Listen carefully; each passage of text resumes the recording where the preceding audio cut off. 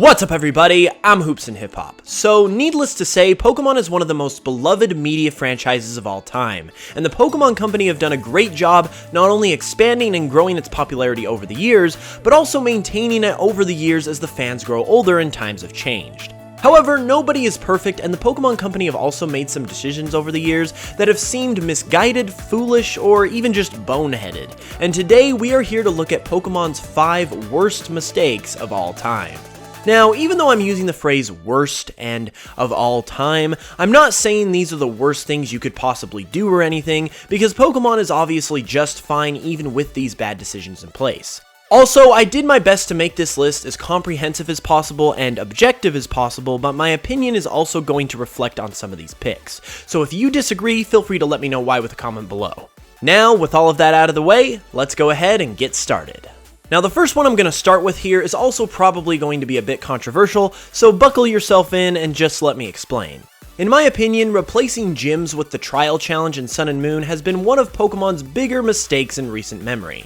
Now, that's not to say Sun and Moon are bad games because of that, because they're not. They're still good games overall, but now that the hype is over for Gen 7 and everyone has had time to formulate their own genuine opinions on the games, I've noticed more and more that the majority of the community seems to kind of have a meh opinion on Sun and Moon, and having trials instead of gyms is a big part of that. The trials are just much less exciting than the gym challenge, and given that this feature is the lifeblood of any Pokemon game, the thing that literally pushes it forward, that lack of excitement in the Island Challenge just doesn't get me excited enough to pick up Sun and Moon again. I mean, one of the things I am most excited about with the next Pokemon games is that we will most likely be able to return to gyms again, and one of the features that made the Pokemon games great in the first place will be back where it belongs. Overall, I feel that this change was a bad move and a big mistake by Game Freak because it just wasn't a substantial enough replacement for such a beloved feature, and by and large, it seems that it was a large contributor in making Sun and Moon seemingly one of the lesser liked Pokemon games that we've had in a while. Okay, that last one might have been controversial, but this next one I think everyone can agree has been a bad move by Game Freak that has gone on for way too long. And that's the free distribution of legendary and mythical Pokemon in replacement of the legendary events that had been going on since Generation 2. I mean, I don't know whose idea it was to give away the most powerful and hard to find creatures for free in a franchise that has lived by the slogan, "Gotta catch 'em all," but whoever it was should be fired. Or at least put in timeout or something. Just that simple fact alone is practically hypocritical of the franchise and is enough to make it a bad decision, but what really makes this whole thing one of Pokemon's worst moves of all time is that they went away from the legendary events in order to do this. These events not only allowed you the opportunity to catch these legendaries and gave you the chance to actually earn them, but they also provided a little bit of really fun gameplay that gave some really interesting backstory to these legendary Pokemon who deserve to have that backstory. Like, does anyone even remember Volcanion, for instance? No, they don't. Volcanion is an incredible Pokemon that could have easily been one of the more popular legendaries of all time, but it was literally given almost no attention whatsoever because Game Freak just wanted to give it to us and be done with it instead of come up with an hour's worth of gameplay to explain its backstory. It comes across as extremely lazy on Game Freak's part, and it's been one of the worst things about the franchise for years, so hopefully it's something they will fix in the next games. Next up is another universally agreed terrible mistake on Game Freak's part, and that is the Friendification of the rival character since Gen 3. Now, I don't know what made them want to do a complete 180 and go from an amazing rival in Silver who was agitating, antagonistic, and frankly the definition of what a rival is in Gen 2, to a character who is just your friend in Gen 3 and isn't even really interested in competing with you and being the best that much. But once again, whoever decided that needs a timeout. It's only gotten worse as time has gone on, and we all know about the terrible situation in Generation 6, so honestly, what is the reason for Game Freak doing this? The only legitimate excuse I can personally come up with is that Pokemon is a kids franchise and they don't want to have someone being all rude and bully-like in their game, but frankly, I feel ashamed of myself right now for even saying that was a legit excuse. Pokemon was never more so for kids than it was in the days of Gens 1 and 2 because adults didn't have a chance to like it yet, and kids hadn't yet grown into the adult Pokefans we have nowadays. And even then, we had the best rivals we have ever seen in Pokemon games so far. So if you could do it then, you can do it now, Game Freak.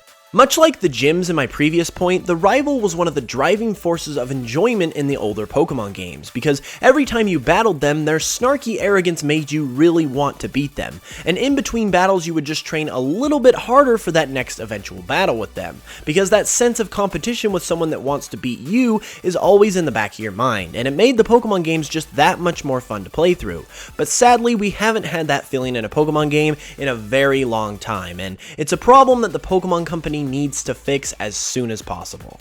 Okay, this next one is interesting because I originally added it to the list knowing it was a bad mistake, but after doing just a bit more research on it, I can say it's much worse than I originally thought, and in my opinion is now Pokemon's worst mistake of all time.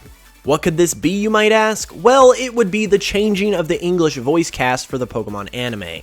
When it comes to this situation, most fans know the simple side of it. That is, 4Kids, who originally were the producers of the English version of the anime, lost their contract with Pokemon and therefore the show had to be recast because all of the voice actors were tied to 4Kids themselves. While this is all true, what isn't generally told in this story is that the reason 4Kids lost their contract is because the Pokemon Company became too cheap for their own good. Once 4Kids' contract expired, the Pokemon Company began to look elsewhere for someone who could produce the show for less money, and decided to go with the now defunct Taj Productions instead. Once again, to keep production costs low, no effort was made to retain the original voice actors, and the show was recast into what we know today. Now, with all of this being said, let me just say that this was a disgustingly greedy and stupid move on the part of the Pokemon Company. I'm not sure if they realized it at the time, but they have one of the longest running and one of the most iconic animated TV shows ever on their hands, and that is not something they should have taken lightly. Imagine if, say, The Simpsons or Family Guy, for instance, went ahead and replaced their entire voice cast. There would literally be riots, and it would destroy those shows because the respective voice casts are just too iconic for the show to be done any other way. And sadly, that is the exact same situation with Pokemon. Despite an attempt to get sound-alike voice actors, so many of the current voices in the Pokemon anime are just awful, and not only do they not sound like the original, but also just don't sound good at all in general. I can't speak for everyone on this, but the new voice acting has made the anime unwatchable for me, because not only do the voices not fit the characters, but the quality just isn't there anymore. And the fact that this change was made because the Pokemon Company cared more about saving a buck than the quality of their flagship TV show makes this easily, in my mind, one of their worst mistakes ever. Alright, well, this last one isn't so heated, but it's still a bad move on Game Freak's part, and that would be the ending of the Mega Evolution mechanic up to this point. Mega Evolution, while shocking at first, quickly became one of the most beloved features ever in Pokemon, and it completely changed how Pokemon was played both casually and competitively. However, seemingly because Game Freak likes to have new features every game in order to keep things fresh, they have not even touched Mega Evolution since Gen 6, and basically have decided to hide it under the rug as much as possible. I mean, guys, I know what your philosophies on game design are and stuff, but when you come up with something that is this popular, you have to make an exception. This is exactly why Pokemon even still continues today, because even though it was supposed to end after Gen 2, it kept going because it was way too popular to stop, and the exact same concept should be applied to Mega Evolution. Even if we only got 1 or 2 new Megas each gen, that would be enough to satisfy me, because at least at that point they would be making an effort to keep it around. But the fact that so far they have decided to forget about it only makes people shake their heads at what Game Freak could possibly be thinking. There's still a slight amount of hope on this one because they could always bring it back, but until they do, their decision to so far get rid of it has definitely been a bad one.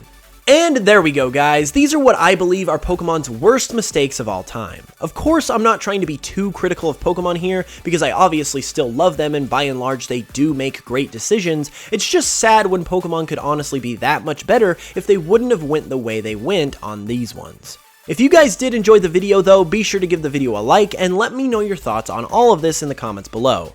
Do you agree with these picks? Do you disagree? Is there something else you think should have been mentioned? Let everyone know with a comment below, and let's get a discussion going, because I'd really love to hear what you guys have to say on this. If you're new to the channel, be sure to subscribe for more Pokemon content every week, and with all that being said, I will be back with another video very soon, so until then, as always, I will smell you guys later.